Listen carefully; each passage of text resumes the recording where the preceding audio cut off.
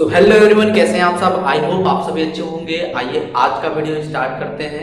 तो यार, कल की वीडियो में हमने ये देखा था कि किस टेंस की कौन सी हेल्पिंग वर्ब होती है, किस टेंस की क्या पहचान होती है और किस टेंस में कितने तरीके की मेन वर्ब का इस्तेमाल करते हैं, कौन से टेंस में क्या क्या चीज़ें इस्तेमाल की जाती हैं। ये सारी चीज़ें हमने कल की वीडियो में देख रखी थी। तो जो ये सीरीज चल रही है, ये उस वीडियो का सेकेंड पार्ट है। इस सीरीज में हम सीख रहे हैं TVSW का इस्तेमाल करके। किस चीज़ का? TVSW, जो कि एक ऐसी टेक्निक है जो आपको पूरे YouTube पर, पूरे गूगल पर, आप इंटरनेट पर छान मारे, आपको ये TVSW टेक्निक कहीं नहीं मिलेगी। ये किस चीज़ की टेक्निक है? तो ये टेक्निक है किसी भी हिंदी वाक्य को अंग्रेजी में अनुवाद करने की। और अभी हम इसको पार्टिकुलरली विशेष तौर पर टेंस के लिए लेकर के चल रहे हैं। तो आइए देखते हैं कि किस तरीके से इस TVSW टेक्निक का इस्तेमाल करना है टेंसेस का ट्रांसलेट करने के लिए। अब टेंसेस का ट्रांसलेट करना है तो जाहिर सी बात है, जैसा कि मैंने अभी आपको बताया कि हमने लास्ट वीडियो में सभी टेंसेस की पहचान, उसकी हेल्पिंग वर्ब और उसकी मेन वर्ब के बारे में देख लिया था। अगर आपने वो वीडियो नहीं देखी है तो ऊपर आई बटन पर आपको उस वीडियो का लिंक मिल जाएगा, नीचे डिस्क्रिप्शन बॉक्स में भी आपको उस वीडियो का लिंक मिल जाएगा। आप जा करके उस वीडियो को पूरा ध्यान से अच्छे से देखें, तब मैं रिकमेंड करूंगा कि तब आप ये वीडियो आकर के देखें। अदरवाइज आपको हो सकता है कुछ चीज़ें ना समझ में आ रही हों। अब इस TVSW टेक्निक में हमने टी समझ लिया था। टी का मतलब क्या था? टी का मतलब था टेंस। हालांकि मैंने लास्ट वीडियो में बताया नहीं था, बट अभी बता रहा हूँ। टी फॉर टेंस, और इसमें वी फॉर वायस होता है, और एस फॉर सेंटेंस होता है, और द लास्ट वन जो है डब्ल्यू से होता है वर्ड ऑर्डर। माँ कसम, ये इतनी मज़ेदार टेक्निक है कि अगर आप एक बार सीख लोगे तो मैं ये दावे के साथ कह सकता हूँ कि आपको हिंदी से अंग्रेजी में अनुवाद करना एकदम हलवा लगेगा। आप एक बार ये पूरी की पूरी सीरीज अच्छे से ध्यान से देख करके और प्रैक्टिस कर लेते हैं तो मैं पक्का कह सकता हूँ, मैं 100% कह सकता हूँ, ये मतलब मुझे यार अपने ऊपर कॉन्फिडेंस है कि ये टेक्निक इतनी अच्छी है कि अगर आप इसको अच्छे से समझ लेते हैं, अपने मन में बिठा लेते हैं, अपने माइंड में छाप लेते हैं इस चीज़ को, तो आप पक्का है, चाहे टेंस हो या हिंदी का कोई भी वाक्य हो, उसको अंग्रेजी में अनुवाद कर ही डालेंगे। तो अब आइए देखते हैं। हमने देख लिया था टी से टेंस, सभी टेंसेस की हेल्पिंग वर्ब, उसकी पहचान और उसकी मेन वर्ब के बारे में देख लिया था। अब नेक्स्ट जो वर्ड है वो है वायस। तो अभी यार इसको हम साइड में रखते हैं। क्यों? क्योंकि अभी हम इस टेक्निक का इस्तेमाल करके क्या सीख रहे हैं? टेंस का अनुवाद करना सीख रहे हैं। तो अभी वाइस को हम जरा सा साइड में कर देते हैं, अपने थर्ड लेटर पे आते हैं। और थर्ड लेटर क्या है? S for sentence. S for sentence. Okay, अब सेंटेंस का मतलब आपको पता ही होगा। सेंटेंस मतलब क्या होता है? वाक्य होता है। अगर आपने 5वीं 6वीं 7वीं में पढ़ा होगा तो आपको पता होगा कि सेंटेंस का मतलब वाक्य। वाक्य कहते किसको हैं? चलिए, इस चीज को समझने से पहले वाक्य किसको कहा जाता है, हमें थोड़ा सा ये समझ लेना है कि लेटर क्या होता है। व्हाट इज लेटर, जिसको हिंदी में अक्षर या वर्ण भी कहते हैं। अब लेटर, अक्षर या वर्ण किसको कहते हैं यार? जिस भी चीज को यूज करके हम लैंग्वेज को बनाते हैं, जिसके बेस पर, जिसके आधार पर पूरी की पूरी लैंग्वेज नाम की चीज खड़ी होती है, उसी चीज को हम क्या कहते हैं? लेटर कहते हैं। अभी हर एक लैंग्वेज में, हर एक भाषा में डिसाइड होते हैं कि ये कितने होते हैं। जैसे फॉर एग्जांपल इंग्लिश में कितने हैं? इंग्लिश में हमारे ABCD, ई के बाद क्या आता है? देखो यार, मेरी अंग्रेजी बड़ी कमजोर है इसलिए मुझे ABCD आ नहीं रही है, पर आपको आती हो तो नीचे कमेंट कर दो। ई के बाद क्या आता है? ई के बाद ये आता है। अब ये अंग्रेजी में इतने 26 लेटर्स होते हैं। इसी तरीके से हिंदी में कितने होते हैं? छोटा, उसके बाद बड़ा, उसके बाद बड़ा। अरे देखो, हिंदी में मुझे नहीं आती है, उसके बाद छोटी, फिर बड़ी। तो ये सारे तरीके से 49 लेटर्स ये हिंदी में होते हैं। तो इसी तरीके से हर एक लैंग्वेज में लेटर्स की संख्या डिसाइड होती है। अब जब हम लेटर्स को मिलाते हैं, लेटर्स, कई सारे लेटर्स को एक साथ कंबाइन करते हैं, उसका कोई मीनिंग निकल रहा होता है, उसका कोई अर्थ निकल रहा होता है, तब उस चीज को हम क्या बोलते हैं? अगर आपको पता हो आपने, मैं बार बार बोल रहा हूँ, लेकिन आपने अगर कक्षा 5वीं 6वीं 7वीं में अच्छे से पढ़ा होगा तो ये बेसिक चीजें आपको पता होगी। तो उस चीज का नाम दिया जाता है वर्ड। वर्ड यानी कि शब्द। शब्द की डिफिनेशन मैंने क्या बताई? ग्रुप ऑफ लेटर्स, अक्षरों का समूह। Group of letters which makes essence is a word. For example, चलिए अब अंग्रेजी में हमारे लेटर्स कितने हैं? 26 लेटर्स हैं। ओके, अब इन्हीं 26 लेटर्स में मान लीजिए मैं 3 लेटर उठा ले रहा हूं और इनको ग्रुप में कर दे रहा हूं। तो मैं यहाँ पर आर, ए और एम, ये 3 लेटर ले रहा हूं। अब आर, ए और एम को मिलाएंगे तो क्या बनेगा भाई? राम बनेगा। राम का मतलब क्या हुआ? वो वाले राम नहीं, उस वाले राम को ध्यान दीजिएगा, उस वाले राम को रामा लिखते हैं, RAMA लिखते हैं। ये राम किसी व्यक्ति का नाम हो सकता है, इसका एक सेंस है, इसका एक अर्थ है। तो ये क्या हुआ? ये एक शब्द हुआ। मैं लिख देता हूं GOD, गॉड। गॉड, गॉड का मतलब क्या हुआ? पहली बात तो देखिए, ये जी क्या है? लेटर, अक्षर या वर्ण है। ओ क्या है? ओ भी एक लेटर है। और डी क्या है? डी भी एक लेटर है। तो हमने लेटर्स को मिलाया। अब लेटर्स को जब कंबाइन किया, जब मिलाया, तो उसका एक मीनिंग बना। मीनिंग निकल के क्या आ रहा है? इसका मतलब होता है भगवान या ईश्वर या दाता, जो भी कहें। अब इसका एक मीनिंग है, तो ये क्या है? ये एक वर्ड है। तो यहां पर हमने क्या देखा कि जब हम लेटर्स को कंबाइन करते हैं, लेटर्स को मिलाते हैं, तब वर्ड्स बनते हैं।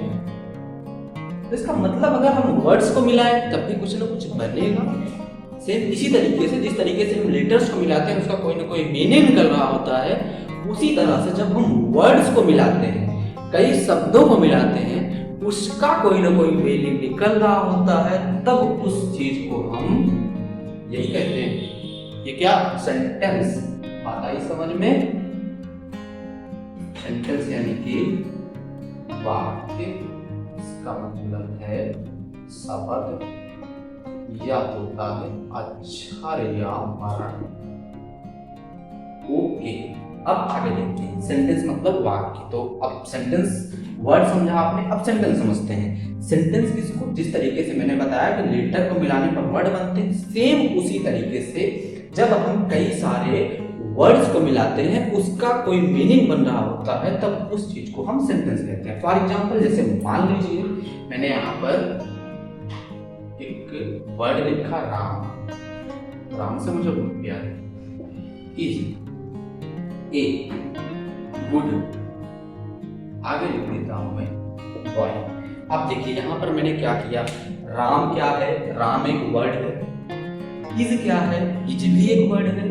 ए क्या है? ए भी एक वर्ड है। गुड क्या है? गुड भी एक वर्ड है। अच्छा ये बताओ, गुड वर्ड क्यों है?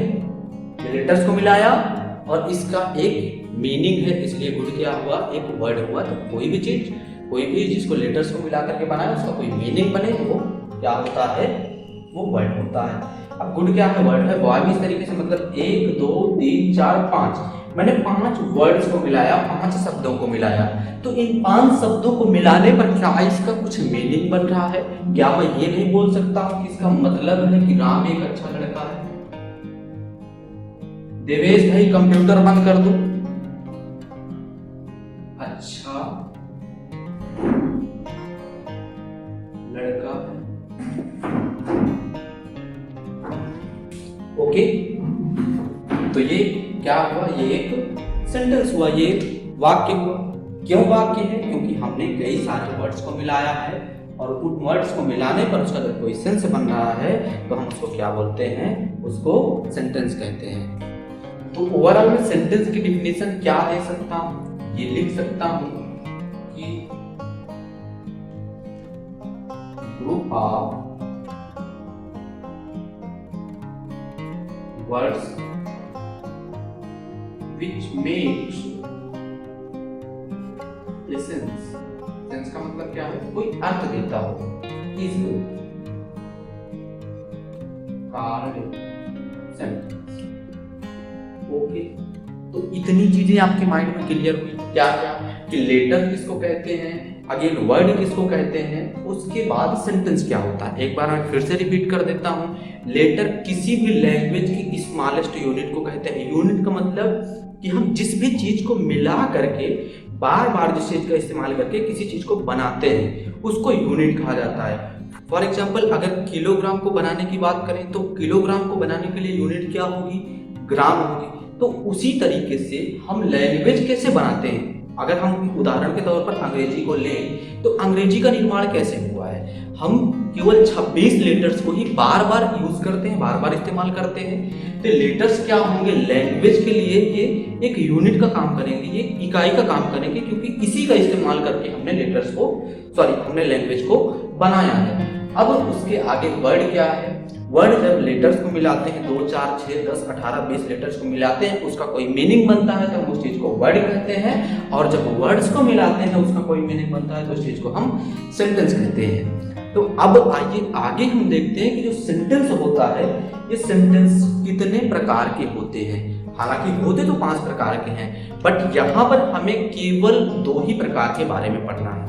अब आप सोच रहे होंगे कि 2 ही प्रकार के बारे में क्यों पढ़ना है, क्योंकि मैंने आपको स्टार्टिंग में बताया कि हम क्या पढ़ रहे हैं, हम TVSW का इस्तेमाल करके टेंसेस का ट्रांसलेट करना सीख रहे हैं। तो टेंसेस का ट्रांसलेट करने के लिए हमें सेंटेंस के टाइप्स में केवल और केवल 2 ही सेंटेंस की जरूरत होगी। ओके, तो अब आइए आगे देखते हैं कि वो कौन से 2 प्रकार सेंटेंसेस के हैं जिनका इस्तेमाल हम टेंस में करने वाले हैं। तो सबसे पहला प्रकार जो है वो है असर्टिव। क्या चीज, असर्टिव। मैं बार बार बोलता हूँ मेरी अंग्रेजी उतनी अच्छी नहीं है इसलिए स्पेलिंग मैं गलत लिख सकता हूँ। इसको हिंदी में बोला जाता है साधारण वाक्य। अब साधारण वाक्य क्या होते हैं, साधारण वाक्य ऐसे वाक्यों को कहते हैं जिन वाक्यों में आपको कोई फैक्ट की बात पता चल रही हो या ये पता चल रहा हो कि समथिंग इज बीइंग डन और नॉट, कुछ किया जा रहा है या कुछ नहीं किया जा रहा है। अगर इस तरह का कोई सेंस बात में बन रहा है, उस जो कहा गया वाक्य है उसमें ऐसा कोई सेंस आ रहा है कि वो कोई फैक्ट की बात है। और फैक्ट की बात का मतलब है कि जो 100% प्रूवन हो, जिसको सिद्ध किया जा चुका हो, जो 100% सही हो, उसको हम फैक्ट बोलते हैं। जैसे उदाहरण के लिए अगर मैं कहूं पृथ्वी गोल है, पृथ्वी गोल है, the earth is round।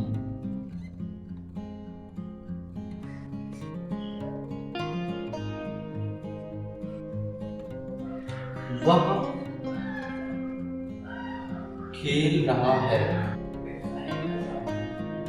he is playing।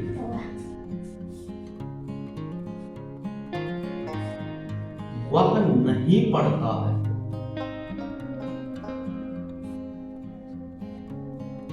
he doesn't read।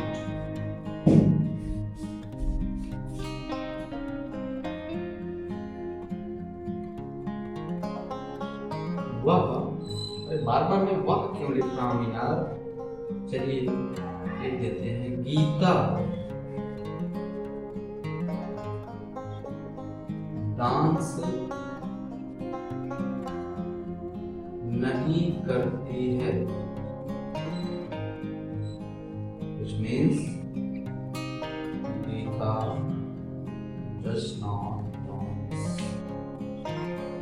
अब यहाँ पर आप क्या देखेंगे, अगर आप ऑब्जर्व करेंगे, जैसे मैंने लिखा पृथ्वी गोल है, दी अर्थ इज राउंड, ये क्या है, ये फैक्ट की बात है। सूरज पूर्व में निकलता है, ये फैक्ट की बात है।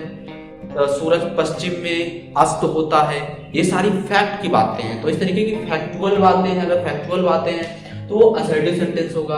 अगर कहीं पर ये आपको लगे कि उस वाक्य में कहा जा रहा है समथिंग इज बीन डन, कुछ किया जा रहा है, जैसे वह खेल रहा है, तो यहाँ पर खेलने को किया जा रहा है, वह खेल रहा है। यहाँ पर वह नहीं पढ़ता है, वह यहाँ पर बताया गया कि वह नहीं पढ़ता है, यहाँ पे कुछ नहीं किया जा रहा है, पढ़ना नहीं किया जा रहा है। गीता डांस नहीं करती है। यहाँ पे क्या बताया गया है, गीता डांस नहीं करती है, डांस करने को नहीं बताया गया है। तो जहां पर भी हमें ये लगे कि समथिंग इज बीइंग डन और नॉट, कुछ किया जा रहा हो या कुछ ना किया जा रहा हो या कोई फैक्ट की बात हो, तब वो वाक्य क्या होते हैं, असर्टिव। अब असर्टिव सेंटेंस के दो प्रकार होते हैं। कौन कौन से प्रकार होते हैं? जो पहला प्रकार होता है उसको हम बोलते हैं अफर्मेटिव। क्या? Affirmative sentence. इसको हिंदी में कहा जाता है सकारात्मक वाक्य। ओके, अब अफर्मेटिव सेंटेंस यानी सकारात्मक वाक्य इन चार वाक्यों में से कौन कौन से होंगे? तो जिसमें भी आपको ये लगे कि कुछ किया जा रहा है, जैसे कि असर्टिव में देखा कि एक में कुछ होता है, एक में कुछ नहीं होता है, तो जिसमें भी कुछ किया जा रहा हो या कोई फैक्ट की बात हो, वो अफर्मेटिव में यानी सकारात्मक वाक्य में आएंगे। इनको पॉजिटिव सेंटेंसेस भी कहा जाता है। तो देखिए, ये अफर्मेटिव हो गया, पृथ्वी गोल है क्योंकि ये फैक्चुअल बात है। जब कोई फैक्ट की बात हो तब भी वो अफर्मेटिव सेंटेंस ही कहलाएगा। वह खेल रहा है, इसमें बताया जा रहा है समथिंग इज बीइंग डन, कुछ किया जा रहा है, तो ये क्या हुआ, ये भी अफर्मेटिव हो गया। अब अभी मैंने आपको बताया था कि हर एक सेंटेंस कैसे बनता है, वर्ड्स को मिला करके बनता है, शब्दों को मिला देने से बनता है। तो अब अफर्मेटिव सेंटेंस है, ये एक सेंटेंस का प्रकार है। तो ये 100% तय है कि इसमें ये जो सेंटेंस अफर्मेटिव सेंटेंस बना हुआ है, ये भी वर्ड्स को ही मिला के बना होगा, ये भी शब्दों को ही मिला के बना होगा।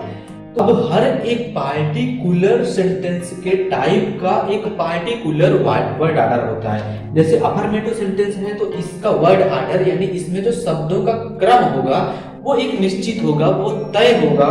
क्या होगा?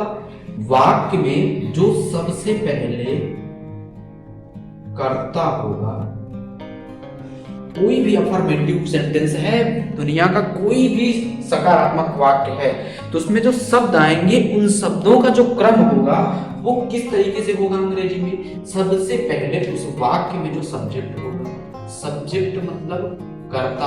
अब अगर आपको ये नहीं पता कि सब्जेक्ट क्या है तो आगे अभी आपको मैं बता दूंगा। सब्जेक्ट के बाद हेल्पिंग वर्ब आएगा। एचपी का मतलब हेल्पिंग वर्ब। अगर आप गरीब बच्चे हैं तो मैं आपके लिए इसको फुल लिख दे रहा हूँ, हेल्पिंग वर्ब। हालांकि मैं भी गरीब हूँ क्योंकि मेरे पास जगह नहीं, इसलिए मैं इसको शॉर्ट में लिखूंगा, आप चिंता मत कीजिए।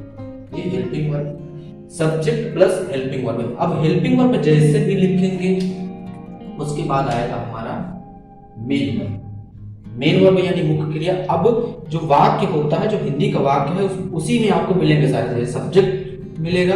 अब ये हेल्पिंग वर्ब भी टेंस के अकॉर्डिंग होगी, मुख्य क्रिया भी आपको जो दिया गया वाक्य होगा उसी वाक्य में होगी, और उसके बाद आएगा ऑब्जेक्ट, फिर जो बचा हुआ है अदर, और लास्ट में हम इसमें फुल स्टॉप का इस्तेमाल कर देते हैं। अब जरा सा एक थोड़ा सा इस पर नजर डाल लेते हैं कि सब्जेक्ट क्या होता है वाक्य में, मेन वर्ब और ऑब्जेक्ट क्या होता है। मैं एक उदाहरण ले लेता हूँ, एक एग्जांपल ले लेता हूँ। तुम अपनी किताब पढ़ते हो, अब इसमें आपको सब्जेक्ट मिलेगा, मेन वर्ब मिलेगा और ऑब्जेक्ट, ये तीन चीजें तय है कि होंगे। अब सब्जेक्ट, ऑब्जेक्ट और मेन वर्ब को कैसे पहचानते हैं?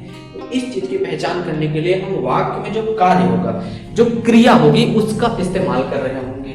जैसे अगर आपको सब्जेक्ट पहचानना है तो सब्जेक्ट जो कार्य है, कार्य का संबंध जिससे भी हो, संबंध जिससे हो, उसी को हम क्या बोलते हैं? सब्जेक्ट। यहाँ पे कार्य का संबंध, कार्य क्या है? पढ़ना। पढ़ने का संबंध किससे है? तुमसे। तो हमारा सब्जेक्ट क्या हो जाएगा?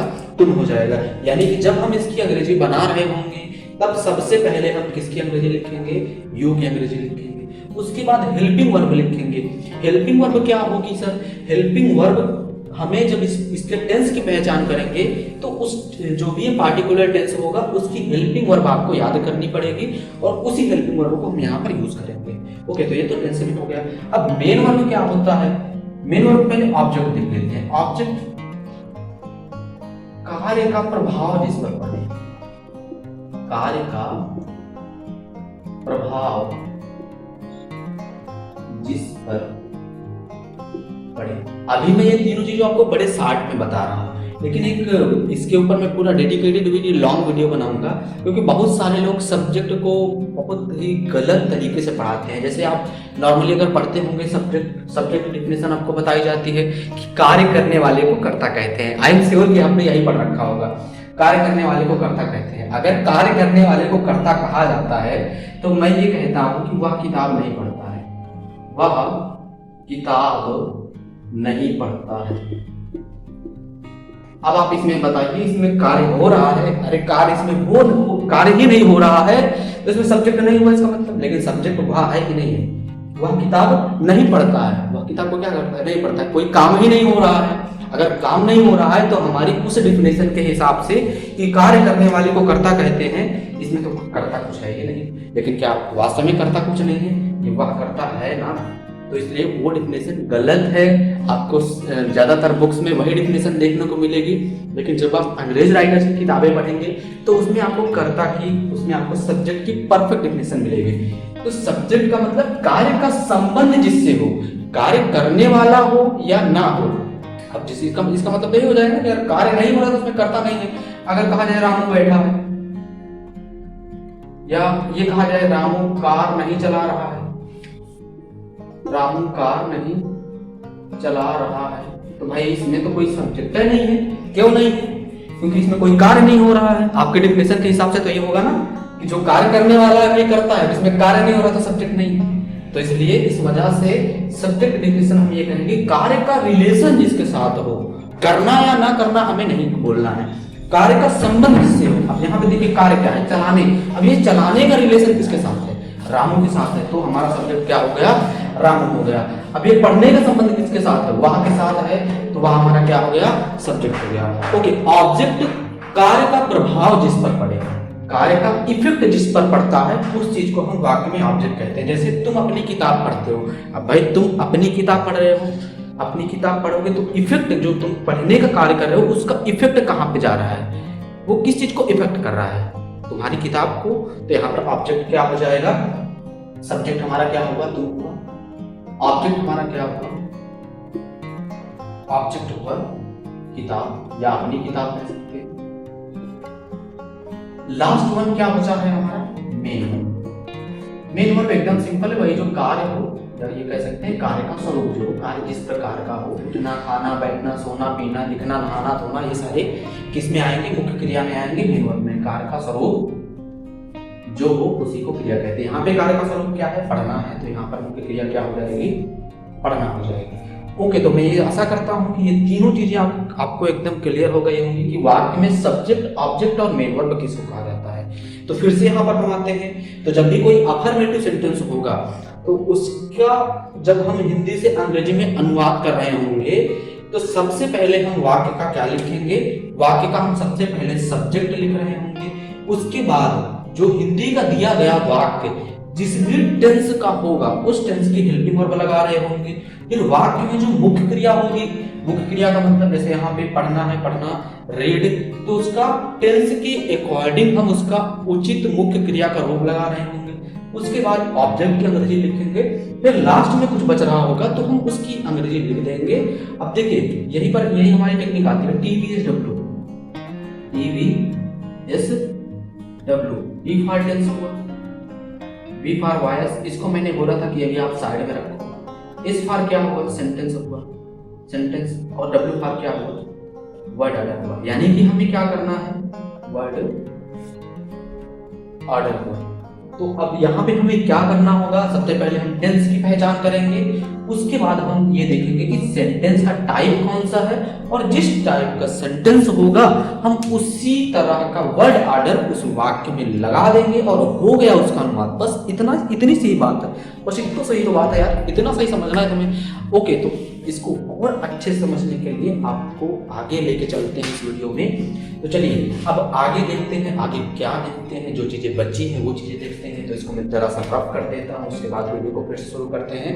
दिव्यस वीडियो को पॉज करता हूँ। तो अब आपने देखा कि असर्टिव सेंटेंस का पहला प्रकार अफर्मेटिव या सकारात्मक वाक्य, जिस भी वाक्य में कुछ हो रहा हो या कोई फैक्चुअल बात हो तो हम उस वाक्य को अफर्मेटिव कहते हैं। अब हालांकि असर्टिव सेंटेंस में दो तरह की चीजें मैंने बताई हैं, एक में जिसमें कुछ होता है, एक में जिसमें कुछ नहीं होता है। तो अब जिस वाक्य में कुछ नहीं हो रहा हो, यानी जो वाक्य में ये सेंस हो कि कुछ काम, कोई काम नहीं किया जा रहा है, हम उसको बोलेंगे नेगेटिव सेंटेंस, यानी कि नकारात्मक वाक्य।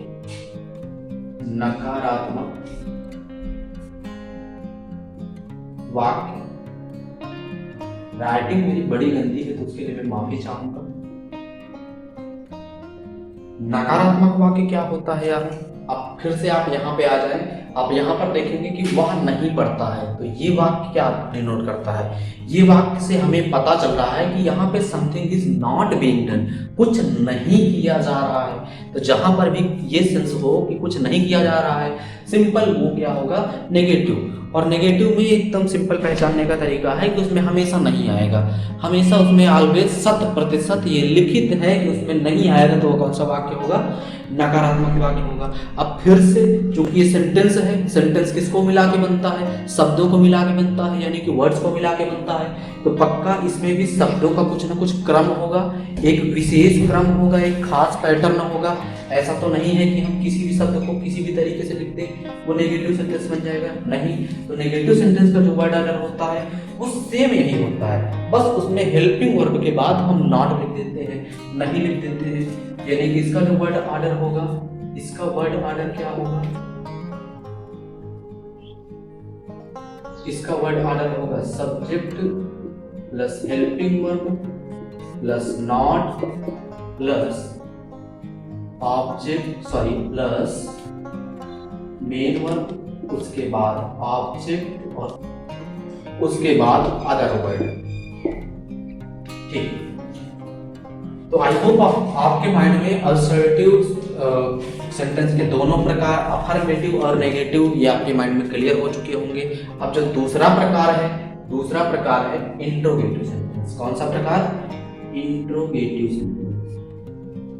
इंट्रोगेटिव सेंटेंस, इसको हिंदी में बोलते हैं प्रश्नवाचक वाक्य। अब इसके नाम में ही सब कुछ है, प्रश्नवाचक वाक्य। जिस भी वाक्य से हमें ये सेंस हो, हमें ये पता चले कि हम कोई प्रश्न पूछ रहे हैं, कोई सवाल कर रहे हैं, कोई क्वेश्चन कर रहे हैं, तो वो क्या होगा? वो होगा इंट्रोगेटिव सेंटेंस। फॉर एग्जाम्पल, क्या आपकी शादी हो चुकी है? क्या आपकी शादी हो चुकी है? बताइए, कमेंट में बताइए आपकी शादी हो चुकी है या नहीं हो चुकी है। तो इसमें क्या है, देखिए, क्या आपकी शादी हो चुकी है, ये एक क्वेश्चन है, ये एक प्रश्न है, इसमें प्रश्न पूछा जा रहा है, तो क्या होगा? सिंपली इंट्रोगेटिव सेंटेंस होगा। दूसरा एग्जांपल देखते हैं। आप के कितने दोस्त हैं? इसमें भी प्रश्न पूछा जा रहा है, आपके कितने दोस्त हैं? How many friends do you have? तो ये भी क्या है? एक प्रश्नवाचक वाक्य है, यानी एक इंट्रोगेटिव सेंटेंस है। अब यहाँ पर भी आप ध्यान देंगे तो जो प्रश्न सूचक वाक्य है, जो प्रश्न वाले वाक्य हैं, वो भी दो तरीके के हैं। एक ऐसे हैं जिनके आंसर हम हाँ या नहीं में दे सकते हैं, एक ऐसे हैं जिनके आंसर हाँ या नहीं में नहीं दिए जा सकते हैं। उनके उत्तर देने के लिए हमें कुछ न कुछ बोल करके बताना होता है, कुछ न कुछ एक्स्ट्रा वर्ड्स में ऐड करने होते हैं। जैसे अगर पहले वाले की बात करें, क्या आपकी शादी हो चुकी है, अगर मैं आपसे ये पूछूं तो आप कमेंट में क्या लिखेंगे? या तो यस लिखेंगे या तो नो लिखेंगे, या तो हाँ कहेंगे या तो नहीं कहेंगे, यही दो शब्द बोलेंगे, या तो हाँ बोलेंगे या तो ना बोलेंगे। अगर यही मैं आपसे अगला क्वेश्चन करता हूँ कि आपके कितने दोस्त हैं, आपके कितने दोस्त हैं, तो इस चीज का आंसर देने के लिए आपको कुछ ना कुछ मुझे बताना पड़ेगा कि हाँ मेरे 2 दोस्त हैं, मेरे 3 दोस्त हैं, मेरे 5 दोस्त हैं। तो ये दो तरीके से इंट्रोगेटिव सेंटेंस भी होंगे। तो अब आइए देखते हैं कि जिनके आंसर हम हाँ या नहीं में दे सकते हैं उसको क्या कहते हैं और उसका वर्ड ऑर्डर क्या होता है, और जिनके आंसर बताने के लिए हमें कुछ ना कुछ बोलना पड़ता है, कुछ ना कुछ कहना पड़ता है, उसको क्या कहते हैं और उसका वर्ड ऑर्डर क्या होता है। तो अब इसमें जो पहला प्रकार है, पहला प्रकार कौन सा, जैसे इसमें पूछा जिसके आंसर हम हाँ या नहीं में दे सकते हैं, उसका सिंपल सा नाम रख दिया गया है यस नो टाइप क्वेश्चन।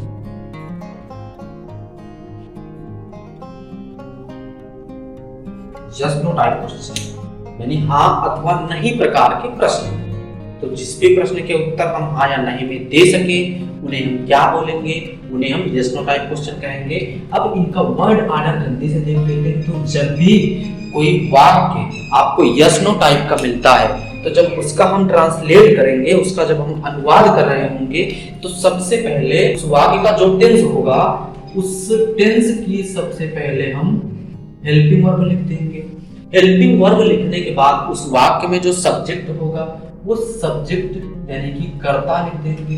अब कर्ता को लिखने के बाद जो उसमें मेन वर्ब होगी मेन वर्ब लिखनी होगी। उसके बाद ऑब्जेक्ट को लिख देंगे और उसके बाद बचे हुए शब्द को, अब चूंकि ये प्रश्न वाला वाक्य है तो इसलिए लास्ट में इसमें हम क्वेश्चन मार्क ऐड कर देंगे। अब दूसरा जो प्रकार है वो है WS type question. WS type question.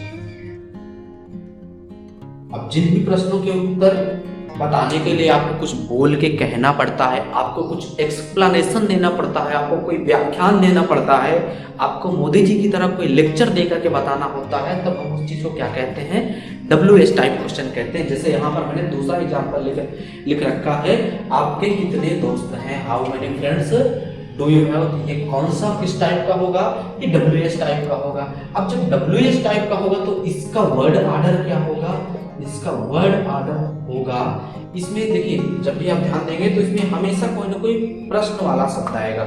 जैसे आपसे पूछो कि आप कहाँ रहते हैं, आपसे अगर ये कहा जाए कि आप कहाँ रहते हैं, आप कहाँ रहते हैं, आप क्या खाते हैं,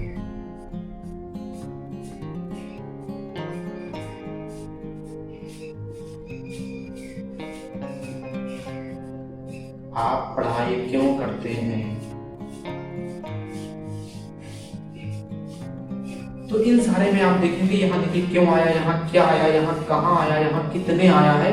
इन सारे जो वाक्य होंगे इन सभी वाक्यों में कोई ना कोई आपको क्वेश्चन वर्ड मिलेगा, यानी प्रश्न वाला शब्द मिलेगा, जिसको हटा देने से जो वाक्य होगा वो प्रश्न सूचक रह ही नहीं जाएगा। जैसे अगर मान लीजिए यहाँ से मैं कितने हटा दूं तो क्या बचेगा, आपके दोस्त हैं। यहाँ से कहाँ हटा दूं, आप रहते हैं। यहाँ से क्या हटा दूं, आप खाते हैं। यहाँ से क्यों हटा दूं, आप पढ़ाई करते हैं। तो यानी जो ये सारे क्या कहलाएंगे, यही ऐसे शब्द हैं, यही ऐसे वर्ड हैं जिनकी वजह से ये सारे के सारे क्वेश्चन वाले वाक्य बन रहे हैं, इंट्रोगेटिव सेंटेंस बन रहे हैं। तो इन सभी ये सभी जो वर्ड होते हैं इनको हम बोलते हैं क्वेश्चन वर्ड कहा जाता है। तो जब हम इसका अनुवाद कर रहे होंगे तो इसका वर्ड ऑर्डर क्या लिखेंगे, सबसे पहले हम क्वेश्चन वर्ड को लिख देंगे। क्वेश्चन वर्ड वही जो ये सारे वर्ड इस तरीके के वर्ड को, उसके बाद हम वाक्य जिस भी टेंस में होगा उस टेंस की हेल्पिंग वर्ब लिख दे रहे होंगे। आपको कतई नहीं घबराना है। अगर आप मेरा साथ देंगे तो मैं आपको दावे के साथ कहता हूँ, आपसे प्रॉमिस करता हूँ, आपको वादा करता हूँ कि आपको मैं पूरे के पूरे टेंसेस सिखा करके रहूँगा। देखिए गर्मी में मैं बेहाल हो रहा हूँ आपको सिखाने के लिए, तो इसलिए वीडियो तक में बने रहें। अगर आपको वीडियो अच्छी लगती है तो इसको लाइक करें, अपने दोस्तों तक शेयर कर दें और मुझे सपोर्ट करने के लिए सब्सक्राइब कर दें, क्योंकि देख लो कितनी गरीबी में काम चल रहा है, कितनी गर्मी में काम चल रहा है।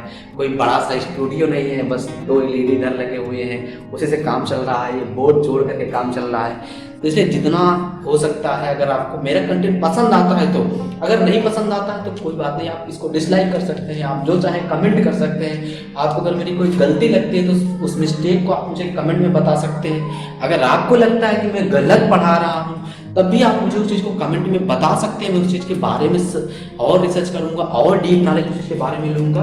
तो ये आगे देखते हैं कि जो WS टाइप क्वेश्चन होगा उसका वर्ड ऑर्डर क्या होगा, उसका वर्ड ऑर्डर सबसे पहले जो क्वेश्चन वर्ड होगा उसको लिखेंगे, फिर वो जो भी वो वाक्य जो जिस भी टेंस में होगा उस टेंस की हेल्पिंग वर्ब लिख देंगे। हेल्पिंग वर्ब लिखने के बाद हम उसका सब्जेक्ट लिख देंगे। सब्जेक्ट लिखने के बाद हम मेन वर्ब लिख देंगे और मेन वर्ब के बाद ऑब्जेक्ट और देन लास्ट में बचे हुए शब्दों को और लास्ट में हम क्वेश्चन मार्क लगा देंगे। और ये हुआ हमारा सेंटेंस का टाइप यहीं से खत्म। तो ओवरऑल हमने कितने सेंटेंसेस देखे? सबसे पहले हमने असर्टिव सेंटेंस देखा।